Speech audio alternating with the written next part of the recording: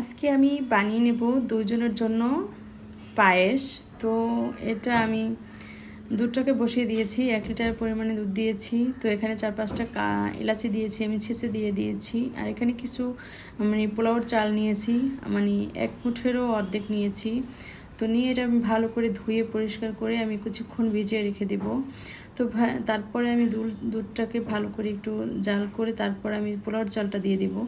পোলাওর চালটা দিয়ে আমি এটা আস্তে জালটা কমিয়ে আমি ভালো করে সিদ্ধ করে নেব।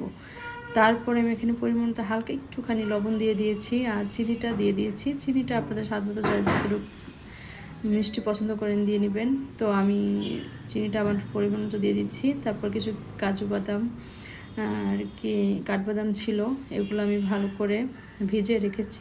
তারপর ভিজিয়ে রেখে ছোকলাগুলো ফেলে দিয়ে আমি পায়েসটার মধ্যে উপরে ডেকোরেশনে দিয়ে দিব। তো এই তো আমার পায়েসটা হয়ে গেছে, দেখতে পাচ্ছেন খুবই ইয়াম্মি ছিল পায়েসটা। তো আমার পায়েসটা শেষ, আমি নামিয়ে নেব। তো এখানে একটা বাটির মধ্যে আমি ঢেলে নিয়েছি। তারপর কাজু বাদাম কিশমিশ সব কিছু দিয়ে আমি বাটিটাকে সাজিয়ে নিলাম। কেমন হয়েছে আমার পায়েসটা কমেন্ট করে জানাবেন।